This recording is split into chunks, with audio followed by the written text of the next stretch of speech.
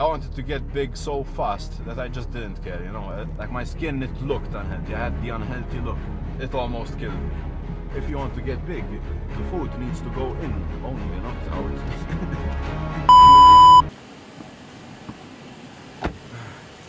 I just spent like 30 minutes trying to find a good angle for you guys like to watch me drive and talk. You guys have been asking me to talk a bit more. You guys like when I talk, so here I am. Here's Johnny! Get the f*** out of my room and play Minecraft! Welcome back to the channel. This is the Anomaly.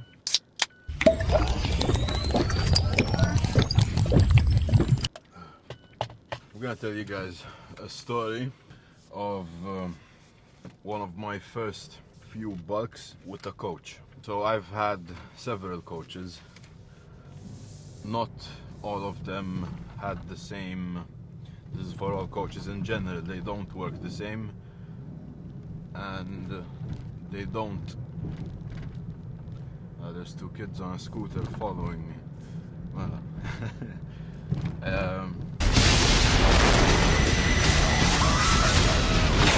yeah, so all coaches have a different way of working, and this goes for food, check-ins, diet plans, how you do your cardio, and everything that comes with bodybuilding. I've had several coaches, I won't say any names. I've had good coaches, I've had bad coaches. I'm gonna say one of my bad experiences with a coach. It got to a point where I was so unhealthy, like I could have actually died, because I was pushing so many limits that I shouldn't have been pushing. It almost killed me. Yeah, I started at 16, then I spent 3 years of training till I was 19, alone, so I didn't have a coach. But then I decided to get one, and I had several after that. I got my first coach, and I really loved working with him, but we had to separate because things happen, and we got to a point where we disagreed with each other. It happens with coaches. The light shall burn you. With this coach I did really well. I gained a lot of muscle. We did blood work, like monitored, everything was being monitored, my health, my body weight. So yeah, there's coaches that really listen to you and communicate with you, and there's coaches that don't. And I, like my first coach, we really communicated well. I consider him a brother to this day.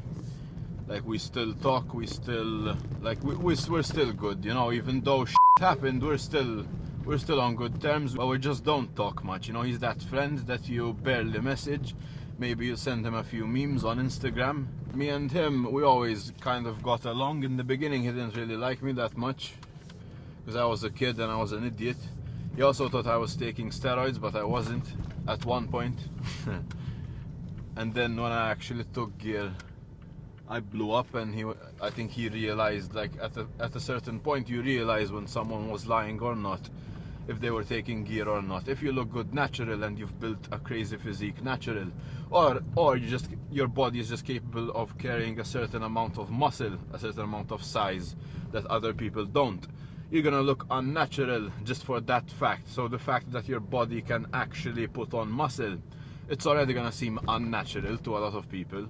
So I don't blame him for thinking that I was on gear, but I wasn't. I never was. Up until 19 years old, I wanted to take bodybuilding seriously. So in the beginning, I didn't really know how to bulk, how to eat. Because you guys remember, if you've watched long enough, or if you just maybe watched a nice podcast, because I know I don't really talk about myself much, but that's why we're trying to change that, because you guys genuinely want to get to know me now.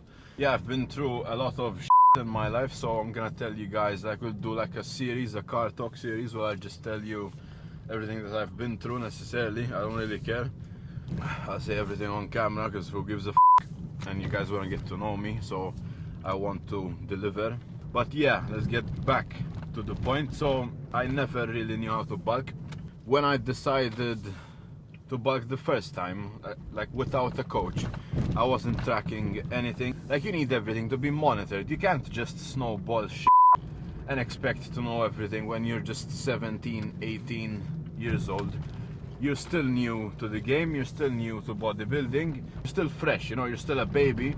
So you don't know anything in reality, you have no experience. Yeah, so just from my first bulk, I already kind of learned how to force feed, because I was doing it so much.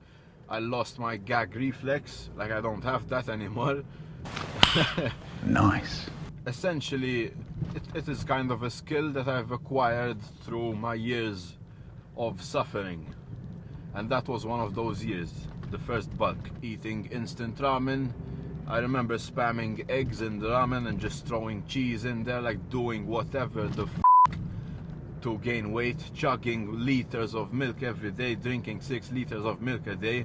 My gut was horrendous. It was not enjoying the time, you know. Like, I remember it got so bad, I was force feeding so much in the beginning, that other than the fact I got to a point where I ate vomit off of the wall. Did he just say what I think he said? He's eating his vomit off the wall, his mom is cleaning for him? Oh wait, no. Greg shoved this in my head. I keep thinking I actually licked the vomit off of the wall. But no, I was eating the vomit from the bowl. So yeah, I have had several experiences where it involves vomiting and just struggling to even live at that point. I remember staying up an entire night just vomiting. I was force feeding so much I could not stop throwing up. I was so obsessed with getting big that I couldn't do anything else, you know. I tried to eat every single hour. I tried to get as much food in me as possible. I didn't give a f***. I didn't care about my health. I didn't care about my health. I didn't care about my well-being. I just wanted muscles, you know. I was so obsessed. I took Rich Piano's quote, "Whatever it takes," to a different level. Living life on the edge, goddammit. I was still natural again. Like, this is just me eating so much. I thought it was what I had to do. But then I actually learned, once all those experiences that I had and my gut multiple times, and I was like, okay, it's time to actually get a coach and fix my shit, you know. I can't keep force feeding anymore. I can't keep doing this. This is gonna f me up. It's gonna f up my health. I always wanted to be a bodybuilder. So end goal at the end of the day as a bodybuilder is to be healthy. And I always knew that at the back of my head, but I never gave a f. I wanted to get big so fast that I just didn't care, you know.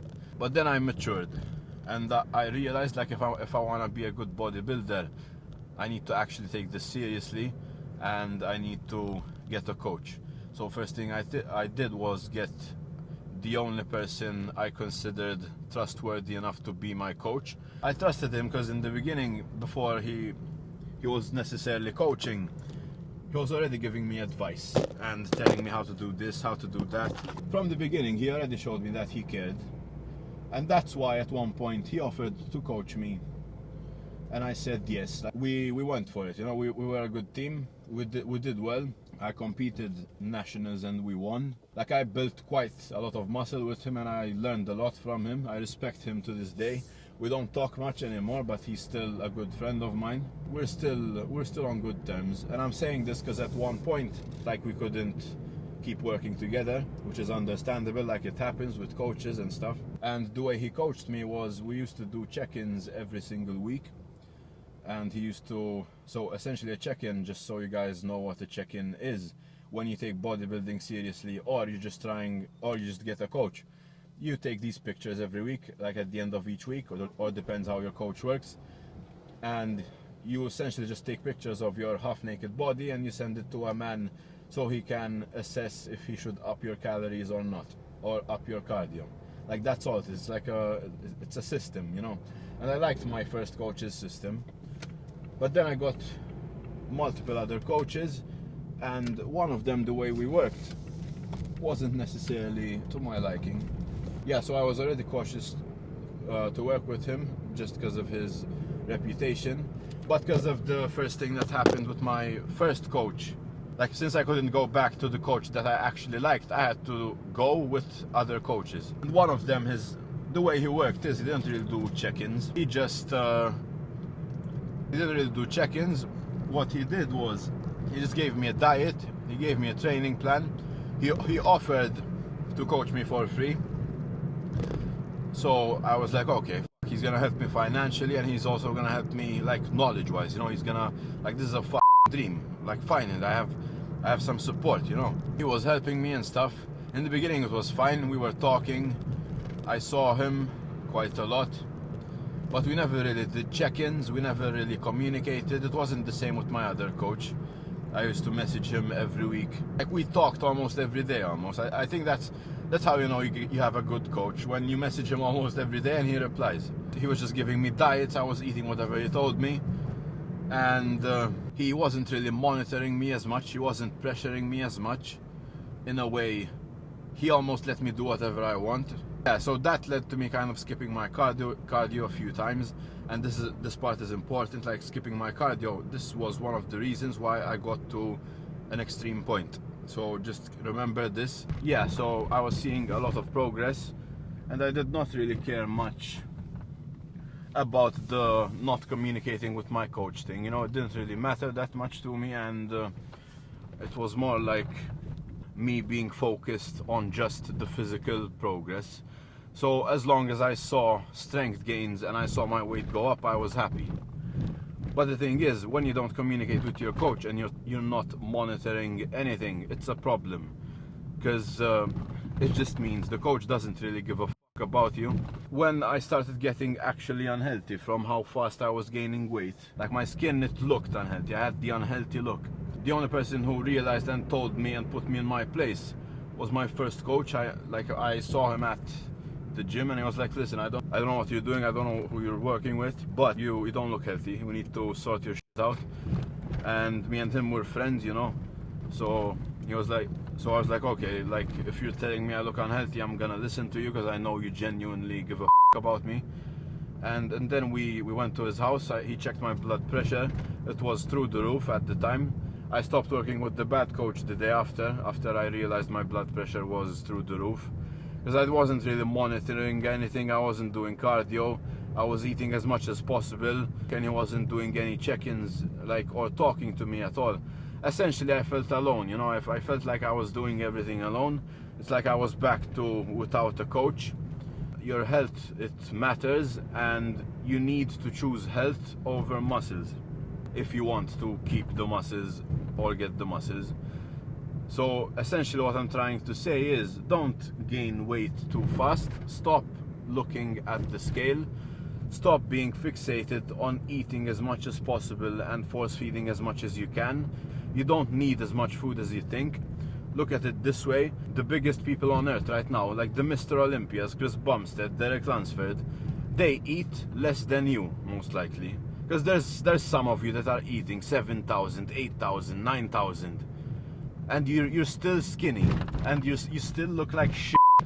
So think about that. Like, how are they eating less than you and they're still getting bigger and bigger and bigger than you? You know, it's just a fact. Like, you do not need as much food to grow as you might think. The body, it grows from training. It grows from proper training. So the first thing you do and the first thing you need to focus on is your training and optimizing your training. It's never just going up, up, up, up. You can't just keep going up, up, up. You need to take breaks from food. There are times when you push and there are times when you pull back. So this is just how it works. You need to take your shit seriously. You need to be slow. Stop rushing the process. Stop trying to become the most jacked 20-year-old on the planet. Look at it this way: would you rather be jacked for 2 years and be known for being jacked, so you're gonna get jacked as and you're gonna keep the muscles for 2 years and then you lose it all? Or would you rather be jacked for 10 years, have even more muscle just from the amount of training and the years you have in the bank, and you get to keep and maintain that muscle? So you can either get jacked really quick and burn out fast, or you can be smart and take things slow and you get to actually keep your gains. Remember, if you're not healthy, you're not gonna be jacked for long. It's just how it works. That's why being healthy is like the #1 thing when becoming a bodybuilder. I'm telling you guys my experience. Get a good coach if you're trying to take this seriously, and make sure that the coach cares about you. And thank fuck I went back to my old coach when the time was right. But I still, like, I didn't want to continue working with him, so then I got my new coach, which I'm very, very happy with. Nick is helping me monitor everything. My health is good. Everything's going well. I'm very, very happy with where I am right now. So I'm blessed. Again, my physical health is fine. We're all good. You guys don't need to worry about me dying at 24. I'm not gonna be dying at 24 because I'm actually looking out for my health. If you train well for a long time with less food, you're gonna grow more than when you're training like shit and force feeding more food than you actually need, like than your body needs, you know. If you want to get big, the food needs to go in only, not out.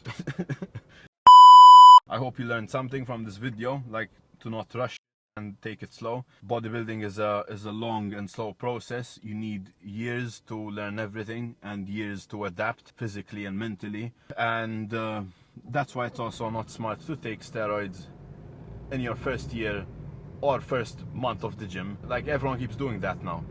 It's very, very dumb. Like, you're not gonna get anywhere doing that. But yeah, that's another topic for another video.